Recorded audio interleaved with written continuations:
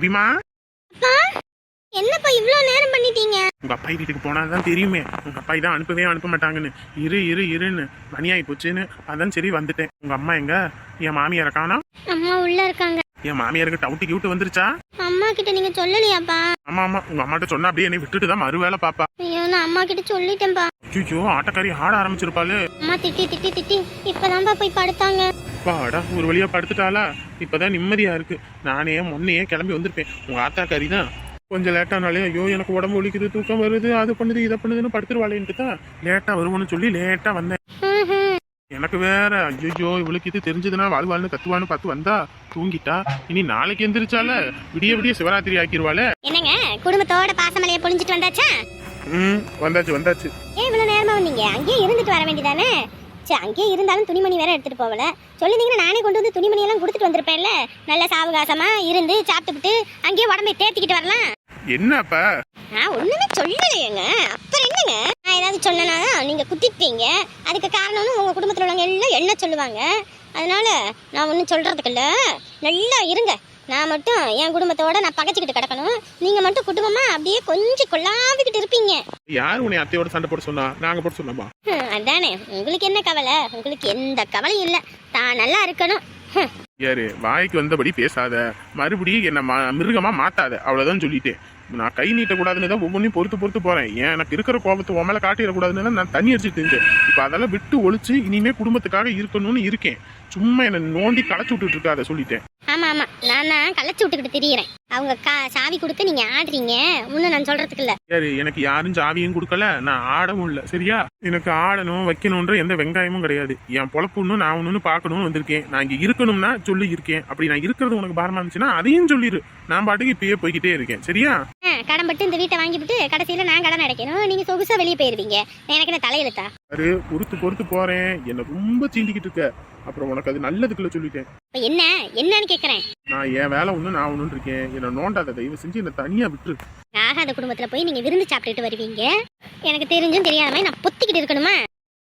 ஐயோ ஆண்டவனே, நீ பொத்திட்டு இருக்க வேணாம், வாயை பொழந்துகிட்டு இருக்க வேணாம். என்ன ஆளை விட்டு ஏதோ போனா போது உன்னை கட்டிக்கிட்டோமே, அதுக்கு காதலிச்சு கட்டிக்கிட்டோமேன்ற ஒரே காரணத்துக்காக தான் அம்பிட்டு கஷ்டத்தையும் மனசுல வச்சுக்கிட்டு உன்கிட்ட வாழ்க்கை நடத்தினேன். இதுக்கப்புறம் உன் கூட எல்லாம் என்னால் ஒரு நிமிஷம் கூட வாழ முடியாது. நான் முடிவே பண்ணிட்டேன். இனி எனக்கு நீ வேண்டவே வேண்டாம். இனிமே நான் எழுதி கொடுத்துட்றேன். நீ என்ன பண்ணாலும் சரி, ஏது பண்ணாலும் சரி, நான் என் புள்ள முக்கியம். என் பிள்ளைய கூட்டிட்டு நான் கிளம்புறேன். உங்க பிள்ளையா? ஆமா, யார் பிள்ளை? என் புள்ள. இனிமே உனக்கு எனக்கு எந்த இதுவும் கிடையாது, ஒன்றும் கிடையாது. எழுதி கொடுத்துறேன். நீ உன் வாழ்க்கையை பார்த்துக்க, நான் என் வாழ்க்கையை பார்த்துக்கிறேன். எதுக்கு உங்ககிட்ட எல்லாம் மல்லு கட்டிட்டு கிடக்கணும்? ஏதோ கை நீட்டக்கூடாதுன்னு சொல்லிட்டு வாயை மூடிக்கிட்டு இருந்தா ஓவரா தான் பேசிக்கிட்டு தெரியுறேன். போங்க, வீட்டை விட்டு போங்க. வீட்டை விட்டு போய் யார் உங்களுக்கு கஞ்சி ஊத்துவா? எல்லாம் ஒரு நாள் 2 நாள் ஊத்துவாங்க. 3ஆவது நாள் இங்க வயிறு காஞ்சுதானே ஆகும். அப்ப தெரியும் யாருமே என்னன்னு. போங்க, யார் வேண்டாம். மாடி, இவன் கூட எல்லாம் வாழவே முடியாதுமா. இவன் கூட எல்லாம் வாழவே முடியாது. இவெல்லாம் மனுஷி மாதிரியா பேசிக்கிட்டு இருக்கா. இவன் கூட இருந்தோம்னாலும் நமக்கு பைத்தியம் முடிச்சிடும். நீ வாமா, நம்ம பாட்டுக்கு நம்ம போவோம். வா. வேண்டாம்பா, அம்மா நீங்களும் ஒண்ணா இருக்கணும்பா. நீ ஏன் பாக்குற? இவன் மனுஷி மாதிரியா நடந்துகிட்டு இருக்கா. இருக்க அரக்கி மாதிரி மாறிக்கிட்டு இருக்கா. இவ கூட எல்லாம் நம்மளால குடும்பம் குப்பை கொட்ட முடியாதுமா. வா, நம்ம போவோம். இனிமே இவளும் வேண்டாம், இவ வீடும் வேணாம். இவ ஆடம்பரத்துக்கு நம்ம வந்துட்டு இதா நம்மளை போட்டு நோண்டி நொங்க எடுத்துக்கிட்டு இருக்கா. வா, நீ போவோம். அவ்வளவுதானே, போங்க. எனக்கு இந்த கவலையும் கிடையாது. போறீங்கன்னா போங்க, போய் கஷ்டப்படுங்க. எத்தனை நாளைக்கு அவங்க அம்மா கஞ்சி ஊற்றுவாங்க? எல்லாம் அவங்க வீட்டுக்கு போனோன்னையும் நல்லா ஏற்றி விட்டு அனுப்பியிருக்காங்க. அங்கே எதுவும் பிரச்சனைனா இங்கே வந்திருப்பான்னு உடனே கிளம்பி போகுது. நண்டு தின்னு கொடுத்தா வலையில தங்காதுன்றது சரியால இருக்கு. என்னங்க திடுதுப்புன்னு மாப்பிள்ளை பிஸ்னஸ் பண்ணணும், எனக்கு காசு வேணுன்றாரு. வசதியான குடும்பம், நல்லா பார்த்துப்பாங்கன்னு சொல்லிட்டு தான் அம்பிட்டு நகை நட்டு போட்டு எல்லாம் கல்யாணத்தை பண்ணி வச்சோம். இப்போ இப்படி சொன்னால் என்ன பண்ணுறது? நம்மக்கிட்ட என்ன இருக்குது? எல்லாத்தையும் கொடுத்தாச்சு. அதாண்டி எனக்குமே ஒன்றும் புரியல. பைத்தியம் பிடிக்கிற மாதிரி இருக்கு. ஷோ, ஒன்றும் இல்லைனா ஒன்று இப்போதான் அந்த கிளவி அடிச்சு துரத்தணும். சரி, அதுக்கப்புறம் நம்ம நல்லா இருக்கணும்னு பார்த்தா அதுக்குள்ள இப்படி ஒரு இது. இருக்கிற வேலையை செய்ய வேண்டியதானே. அதை விட்டுவிட்டு எதுக்கு இந்த தேவையில்லாத வேலை? அந்த ஆளுக்கு என்ன இந்த ஆளு அந்த ஆளு? நம்ம பிள்ளையோட வீட்டுக்காரு, நமக்கு மாப்பிள்ளை மருமகன், இப்படியா பேசுவீங்க? மருமகனாலும் 50 பவுன் நகை போட்டிருக்கோம், வரதட்சணையா இடம் கொடுத்துருக்கோம். இதுக்கு மேல என்னடி பண்றது? அவங்க வீட்லயும் பிசினஸ் பண்றதுக்கு தரமாட்டேன்றாங்க. நம்ம தாங்க நம்ம மாப்பிள்ளைக்கு கொடுத்து உதவணும். எங்க வச்சிருக்க? ஏங்க, அதான் அந்த கோயில் பக்கத்துல இருக்குல்ல. கோயில் பக்கத்துல? அதாங்க உங்க அம்மா பேர்ல கூட ஒரு இடம் இருக்குல்ல. அதான் குத்தகை விட்டுருக்கோம்ல, அதுக்கு என்னப்ப? எங்க குத்தகைக்கு விட்டா எவ்வளவு கிடைக்குது? மாசம் என்னமா நமக்கு என்ன குட்டியா கொடுக்குறேன்?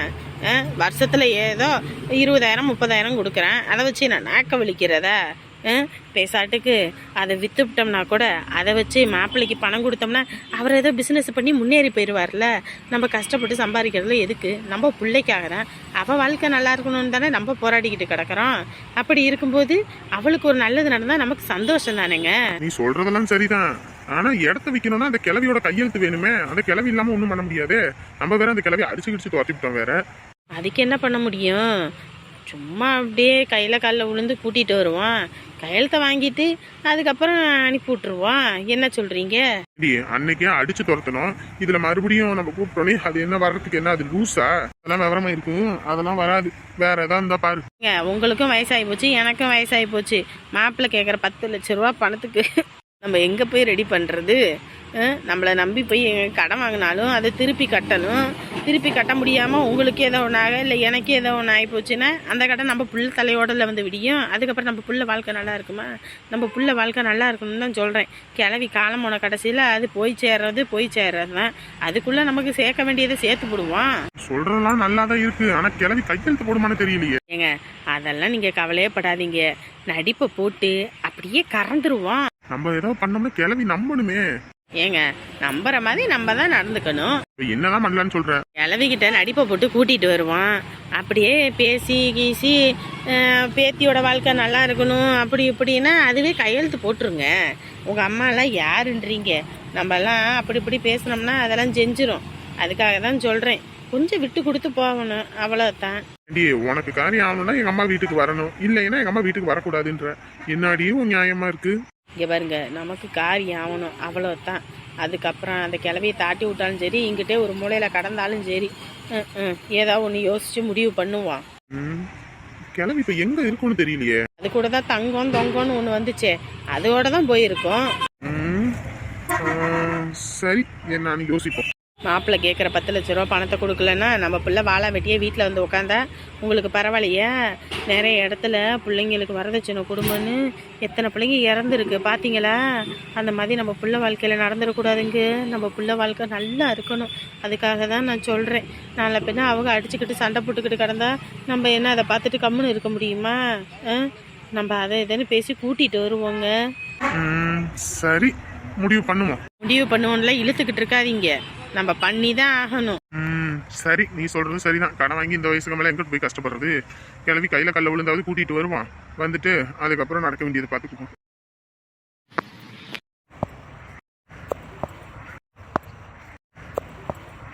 எப்படி அப்பா, நீங்க இப்படி சொல்லவும் பரவாயில்லக்கா. ஆளுக்கு ஒரு பக்கம் இடிக்கவும் டக்குன்னு வேலை முடிஞ்சிருச்சு. இல்லைன்னா நான் ஒரு ஆளே இடிச்சேன்னா இன்னைக்கு ஒரு நாள் முழுக்க இடிச்சாலும் இடிக்க முடியாதுப்பாங்க. நாங்கெல்லாம் அப்பெல்லாம் அப்படித்தாம்மா. யாராவது ஒருத்தவங்க வீட்டில் இந்த மாதிரி நெல் குத்துறது வைக்கிறதுனா ஒரு ஆள் இடிக்க மாட்டாங்க, 2 பேர். ஆளுக்கு ஒவ்வொரு குத்து குத்துனோம்னா போதும், சட்டுன்னு வேலை முடிஞ்சிடும். ஒருத்தரே குத்துனா கையெறியும், கை வலிக்கும். அப்பா அது வேலைக்கு ஆகாது, வேலைக்கு வேலை. ஆமாக்கா அதுவும் சரிதாங்க. நான் என்ன மிஷின்ல கொடுத்து ஒரு இடி தானே, ஒரே நிமிஷத்துல ஒரு பட்டனை போட்டா அழுத்தினா டக்குன்னு அரைச்சி கொடுத்துருவாங்க. அதுதான் நான் செய்யலான்ட்டு இருந்தேன். அதுக்கப்புறம் தான் இவர் இருந்துட்டு சொன்னாரு, நம்ம பேத்தி பிறந்த நாளுக்கு செய்யறது நல்லதா செய்யணும், நீயே பார்த்து பண்ணு அப்படின்னாரு. சரி, அதனாலதான் சரி பிள்ளைக்கு முறுக்கும் அதிரசமும் பிடிக்குமேன்னு சொல்லிட்டு தான் இடிப்போன்னு பார்த்தேன். அது இம்புட்டு பெரிய வேலையாகி போச்சு. நானும் பாருங்க, காலையில எத்தனை மணிக்கு எடுத்து வச்சேன்? 10 மணிக்கு எடுத்து வச்சேன். இந்த இப்போ மணி என்ன, இன்ன வரைக்கும் குத்திக்கிட்டு இருக்கிறேன். இன்னும் குத்தி முடிச்ச பாடு இல்லை. நீங்கள் வரவும் இப்போதான் டக்குன்னு முடிஞ்சு போச்சு. நான் காலையில் அங்கிட்டு தங்க வீட்டுக்கு போயிட்டேம்மா. நீங்கள் இப்படின்னு சொல்லியிருந்தீங்கன்னா நான் இங்கே இருந்து எல்லா வேலையும் முடிச்சுட்டே போயிருந்திருப்பேன். சரிங்கக்கா. நானே இப்படி தான் சின்ன வயசில் என் பேத்திக்காக ஒவ்வொன்றையும் பார்த்து பண்ணி கொடுப்பேன். இப்போ அந்த பிள்ளைங்களுக்கு என் நினப்பு கூட இல்லை, பார்த்துக்கோங்க. சரி விடுங்க, ஒவ்வொருத்தரும் ஒவ்வொரு மாதிரி. உங்க பெற்றவங்க நம்மளை பார்த்தா தானே பிள்ளைங்க நம்மளை பார்க்கறதுக்கு. சின்ன வயசுல அம்பிட்டு பாசத்தை அள்ளி கொட்டி வளர்த்தேன். இன்னைக்கு பிள்ளைக்கு கல்யாணம் ஆயிடுச்சு, அப்படி இப்படி நாங்கள் குழந்தை குட்டி எதுவும் இருக்கா என்னன்னு கூட தெரியல. நம்மளெல்லாம் நேரத்துக்கு மறந்துருப்பாங்க. நம்ம ஞாபகம்னா அவங்களுக்கு இருக்கவா செய்யும். வருத்தப்படாதீங்க, எல்லாம் ஒரு நாள் மாறும். ஐயே, வருத்தப்படுறதுக்கெல்லாம் ஒன்றும் இல்லைங்க. அவங்க எங்கிட்ட ஒரு மூலையில நல்லா இருந்தா போதும். அதான் நாங்கெல்லாம் இருக்கோம்ல, எதை நினைச்சு வருத்தப்படாதீங்க சரிங்களா?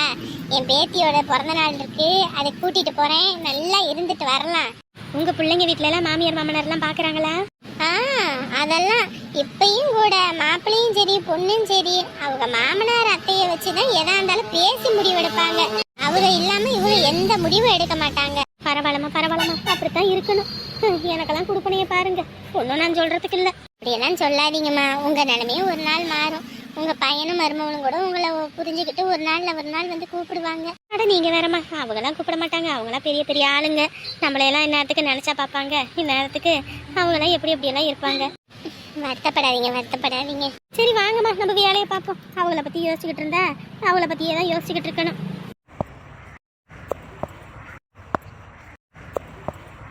அப்பாடி அப்பா, நீங்க இப்படி சொல்லவும் பரவாயில்லக்கா.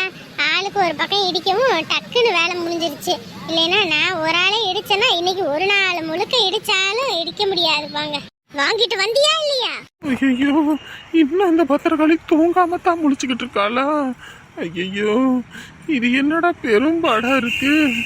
ஏதோ கொஞ்சம் சீண்டி விட்டுட்டேன், அதுக்கு போய் இப்படி பாடா படுத்தி எடுக்கிறாளே. பிரியாணி எங்க? ஐயம்மா, நானும் சுத்தி முத்தி எல்லா கடையும் அலைஞ்சு திரிஞ்சிட்டு வந்துட்டேன். எல்லா கடையும் 10 மணியோட க்ளோஸ்ன்னு சொல்றாங்க.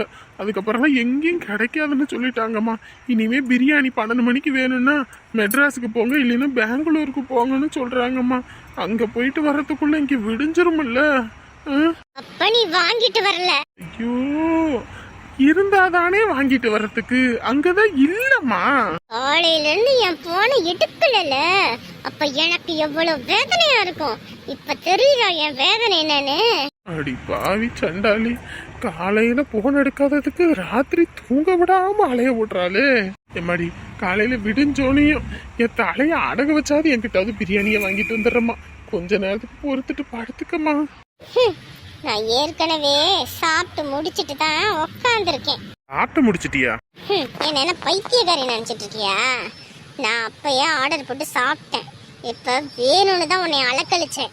லைலா, என்ன நினைச்சிட்டு இருக்க? காலையில இருந்து அங்க ஆபீஸுக்கு ஆபீஸை திறக்கணும்னு சொல்லிட்டு நான் ஊருப்பட்ட வேலையை பார்த்துக்கிட்டு இருக்கேன். நீ வேணும்னு பண்ணிக்கிட்டு இருக்கியா? என்ன வரைக்கும் நீ சாப்பிடலன்னு சொல்லி நான் அலைஞ்சு திரிஞ்சிட்டு வரேன். நீ போன் எடுக்காத போது எனக்கும் அப்படித்தானே விழிச்சிருக்கும்.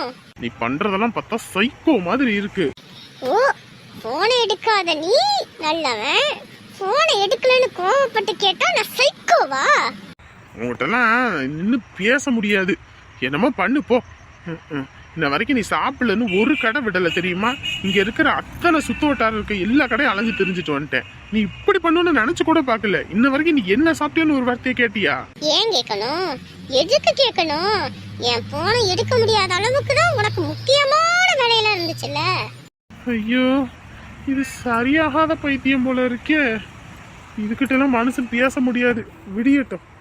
இது இல்லைன்னா கொண்டு போய் பேய் பிடிச்ச இடத்துல தான் போய் விட்டுட்டு வரணும். பேய் பிடிச்சிருச்சு போல இருக்கு. அதனாலதான் இந்த ஆட்டம் கட்டிக்கிட்டு இருக்கா. இங்க நம்ம இருந்தோம், நம்ம உசுருக்கு உத்தரவாதம் இல்லடா. அசோக்கு, கிளம்பு, இப்பயே கிளம்பு. நம்ம ஃப்ரெண்டு வீட்டுல போய் படுத்துருவோம். எங்கேயோ போறேன். ஓஹோ, என்னை ஒத்தையில தவிக்க விட்டுட்டு போறியா? போ, எப்படியா இருந்தாலும் வீட்டுக்கு தானே வருவேன். அப்ப உன்னைய பாத்துக்கிறேன்.